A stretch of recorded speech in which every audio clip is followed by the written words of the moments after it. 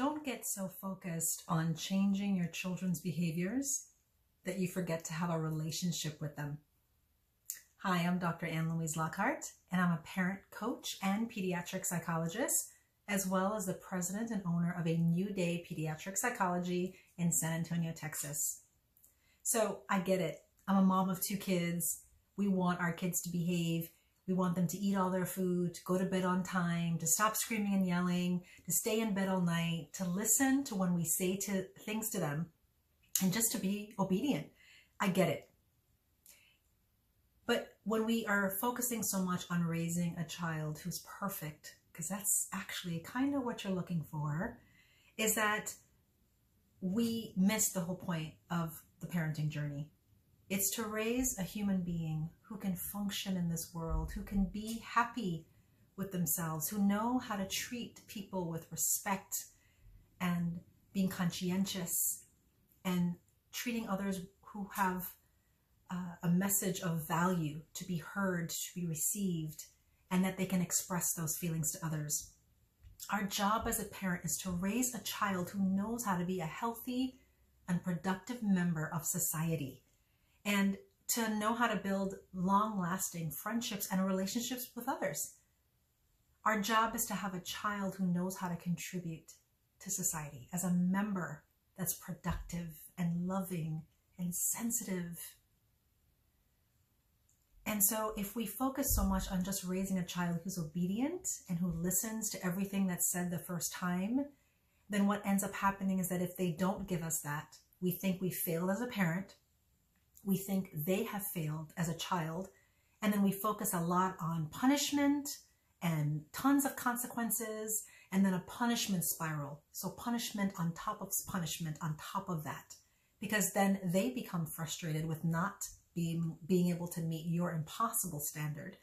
And then they end up feeling bad about themselves because they know they can't ever meet it. They know they'll always fail.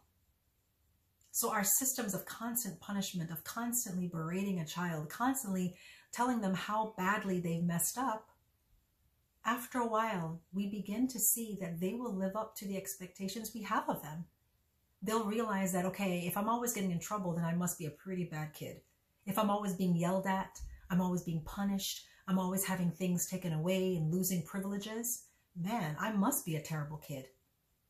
And after a while, from what I hear from the kids that I see in sessions, in therapy, in play therapy, is they're like, well, if I'm such a bad kid, which I feel like I am because I'm always in trouble, then I guess I should just live up to it. We basically live up to the expectations that people have of us.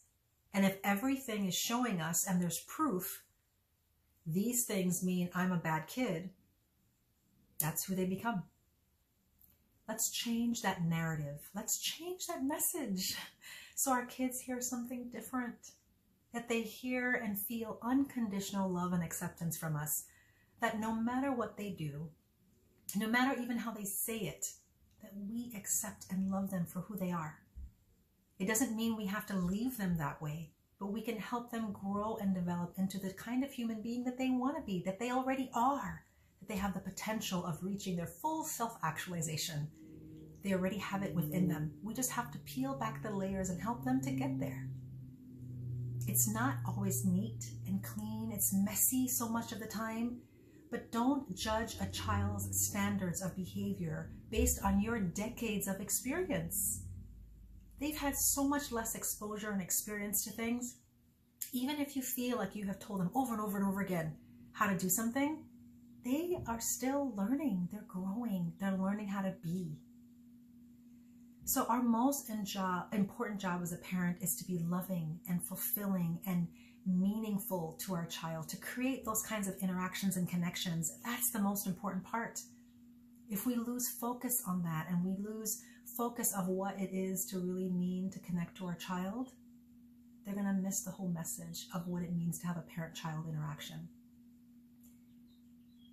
One of the things that has been shown over and over again when I talk to colleagues who do with marital therapy and dealing and working with adults is a secure relationship with a caregiver and parent as a child shows, kind of follows people throughout their lifetime. It informs every other relationship that they have with coworkers, with bosses, with spouses, friends. Those early connections and relationships with our parents really informs every other relationship. That is what we should be focusing on. That is the beauty of parenting, is that we can shape and form our child's opinions of themselves, of us, and every other future relationship. Children who feel unconditionally loved and accepted for who they are, regardless of how they behave, end up being more successful in life. That's what's most important. I hope you hold on to that. I hope you remember that during this time of 24/7 contact with your kids, that it can be tiring, it can be exhausting, but it can also be one of the most rewarding experiences you can give to your kids. You can show them what it means to be loved and accepted. You can show them what it means to overcome trials and tribulations. You have such a unique opportunity to do that right now. It doesn't mean we're going to do it right every time, but it means that we have the opportunity to do that right now.